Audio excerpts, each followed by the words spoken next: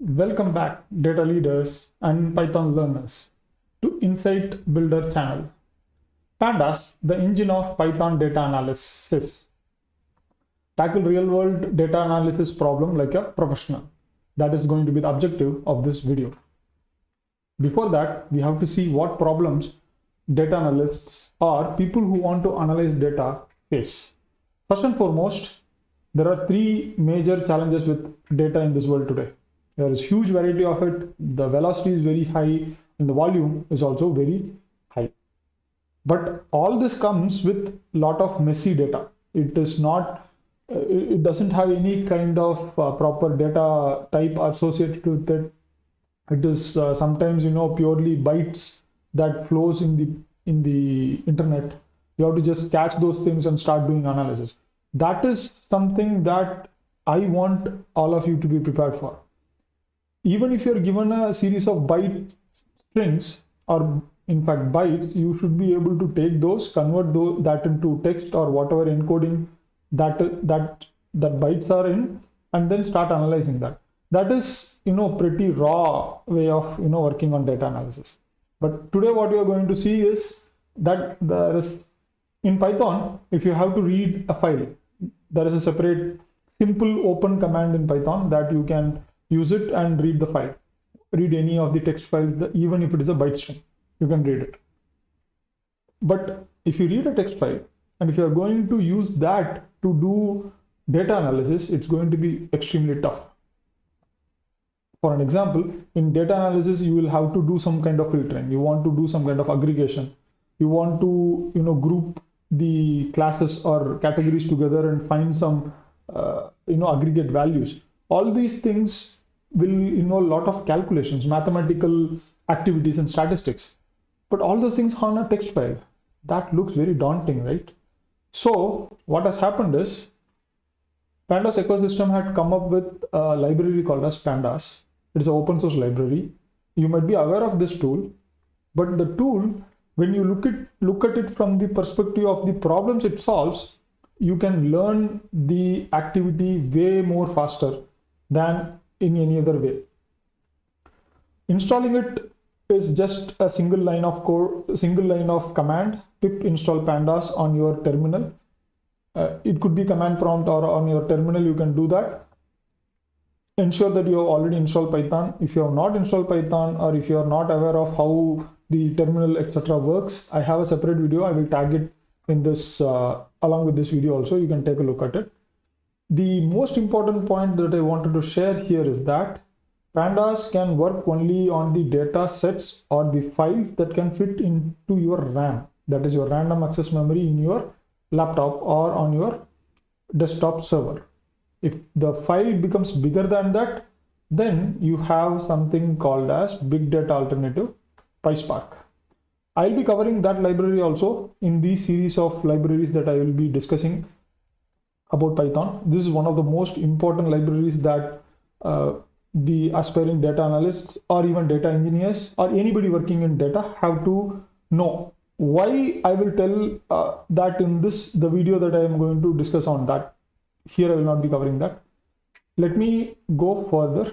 So in order to know about Pandas and get some more idea, you can just go to these links and you can start diving in, directly reading it. It's very good set of data they have provided here in 10minutes.html and basics.html.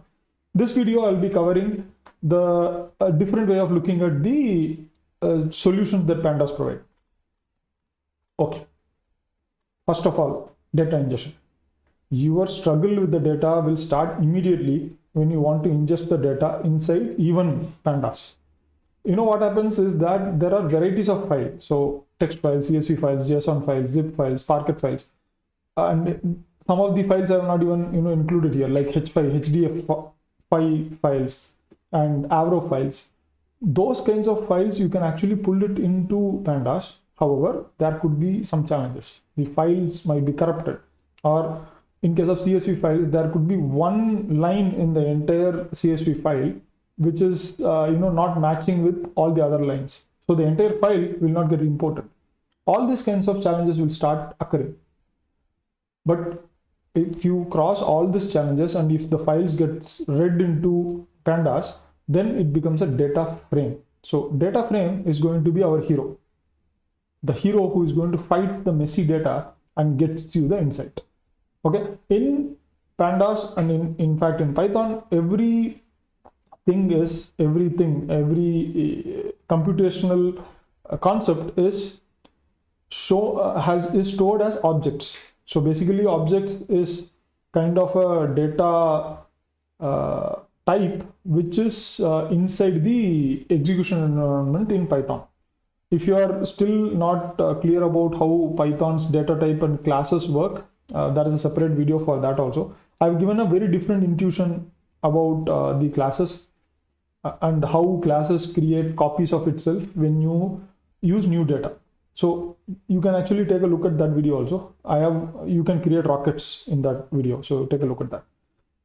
Now coming back to our this particular video, looking at the data frame, we can do a lot of activity directly. We can select and sort the data inside the data frame. We can describe the entire data like using statistics. We can do a lot of corrections and a whole lot of things. So let me go to the next step. When you start working with Pandas, right, you start solving various problems. You see here I've taken some 4 different categories.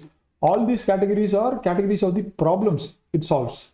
So operations, first basic operations, you can do statistics on the columns of data. You can do date manipulation. This is one of the main point that I'll be covering in the example section of this video. After this video, I'll be updating the example section. I'll be covering all these activities step by step.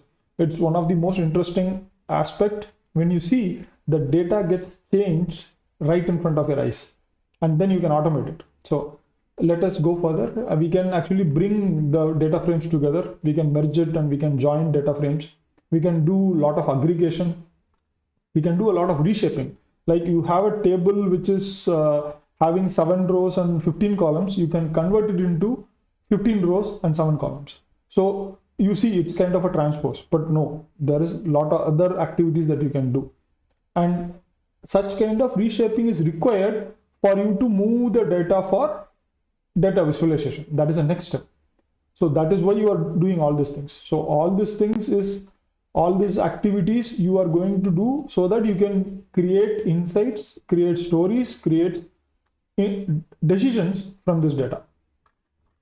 Okay, so just to recap, so you have to bring in the data by cleaning, exploring and finding insights. Then the next step is going to visualizing the insights. So bringing in the data will be taken care by Pandas.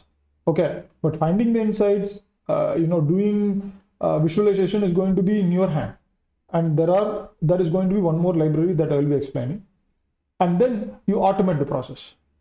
So once you do this once for a particular file or a particular application, what you do next is you can actually write the entire Python program and put it in a script, Python script, and you can run it on the similar kind of a data file. So that is called as automation. Okay, what we are going to do is next we are going to head to Jupyter Notebook.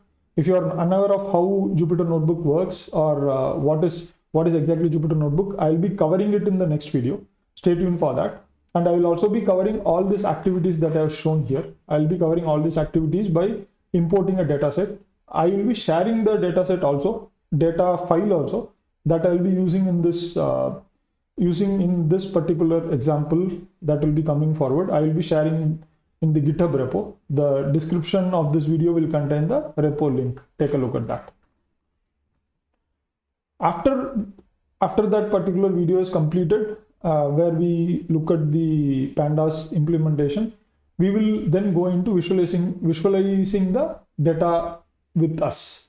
For that, we are going to use Streamlit. That is another library that I will explain in detail in coming video. But if you are still curious what exactly the Streamlit can do, you can just use this link and explore. You will find that you can create dashboards right in the HTML page, and you can actually deploy it in the internet also. So it's that powerful. So with this, guys, if you have any comments, if you have any questions, do comment out in the comment section.